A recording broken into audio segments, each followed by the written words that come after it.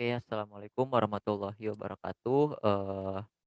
Izin memperkenalkan diri, nama saya Iqbal Nur Akbar dengan NIM 1104201119 dari kelas TF 4403. Izin menjelaskan mengenai UAS Tekom CLO 3. Oke, untuk CLO 3 ini ada 3 butir pertanyaan dan sudah disajikan data kecepatan serta energi kinetik.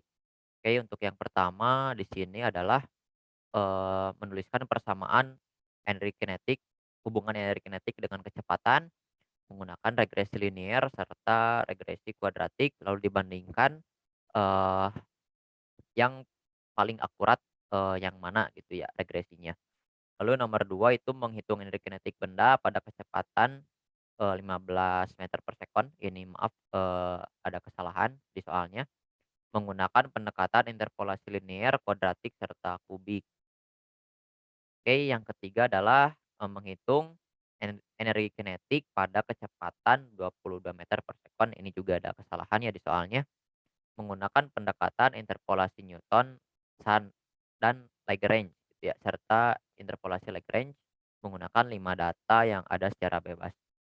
Oke, untuk regresi linier sendiri itu untuk nomor satu, oke kita butuh datanya ini ya, X sama Y, oke sudah terpampang di layar.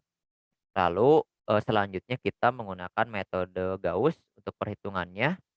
Di sini 9 itu menandakan, jumlah datanya, 144 itu sigma X-nya, 3.264 itu sigma X kuadratnya, lalu 168,35 ini sigma Y, terus yang 4.242 ini sigma Y-nya. Dihitung dengan metode Gauss, didapatkan hasil untuk B-nya itu adalah 1,612917, lalu untuk hasil A-nya itu adalah min 7,10111. Berarti untuk persamaannya regresi linear ini persamaannya adalah Y sama dengan -7,1011 ditambah 1,61292 gitu ya, sesuai dengan yang terpampang di ini, tapi di sini dibulatkan ya satu angka. Oke, tetapi untuk regresi linear sendiri, tingkat errornya ini sangat besar sehingga tidak akurat untuk penghitungannya, atau untuk persamaannya tidak akurat. Oke, yang pakai regresi kuadratik ini sudah terpampang datanya, sehingga didapatkan hasil persamaannya itu adalah Y sama dengan 0,11 ditambah 0,067679 X ditambah 0,048289 X kuadrat.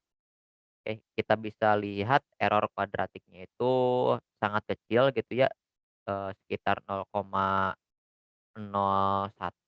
sampai 0,02 gitu ya range untuk tingkat errornya. Oke, berarti dapat ditarik kesimpulan bahwa untuk regresi sendiri yang paling akurat itu adalah menggunakan regresi kuadratik. Oke, yang kedua, selanjutnya adalah menghitung, eee energi kinetik di saat kecepatannya itu 15 meter per sekon, menggunakan linear, kuadratik, serta kubik. Oke, izin beralih ke Excel. Oke, untuk yang linear sendiri saya mengambil datanya itu data nomor 4 serta nomor 5, lalu kita masukkan ke dalam matriks, dihitung dengan metode Gauss, didapatkan A0-nya itu adalah -5,75 serta satunya 1,175. Oke, kita masukkan ke ini ya rumusnya A tambah A0 tambah A1X, di mana X-nya adalah 15, kita dapatkan Y-nya itu adalah 11,875. Oke, untuk yang kuadratiknya saya mengambil data itu data dari nomor 3 sampai data nomor 5, kita masukkan ke dalam matriksnya. Oke, dengan metode Gauss juga perhitungan matriksnya didapatkan A0-nya ini gitu, sampai A2-nya ini gitu ya. Nah, lalu untuk, energi kinetik pada kecepatan 15 meter per sekonnya kita dapatkan Y-nya itu adalah 11,89375. Oke, perhitungannya itu adalah A0 ditambah A1X ditambah A2 X kuadrat dengan X-nya adalah 15 meter per sekon. Selanjutnya yang interpolasi kubik, saya mengambil 4 data, itu dari data 3 sampai data 6. dimasukkan ke dalam matriks, dihitung dengan cara metode Gauss, didapatkan A0-nya sampai A3-nya ini ya terpampang di layar. Oke, untuk mencari energi kinetik pada kecepatan 15, caranya adalah A0 ditambah A1X ditambah A2X kuadrat ditambah A3X pangkat 3. Dengan X-nya itu adalah 15, didapatkan Y-nya adalah 11,69141 joule gitu ya. Oke, itu untuk nomor 2. Selanjutnya adalah untuk nomor 3, eh, menghitung energi kinetik saat kecepatannya 22 meter per sekon dengan interpolasi Newton serta Lagrange. Oke, izin beralih ke Excel lagi. Oke, untuk interpolasi Newton, saya mengambil 5 datanya itu adalah dari data nomor 3 sampai data nomor 7, saya pindahkan ke tabel di bawahnya. Nah, untuk, interpolasi Newton sendiri kita harus mencari selisih terbaginya dulu. Selisih terbaginya ini dicari sampai ordo keempat. Kenapa sampai ordo keempat? Karena ya ordo yang di sininya juga sampai keempat gitu ya. Untuk ordo sendiri kita bisa cari dengan cara n-1.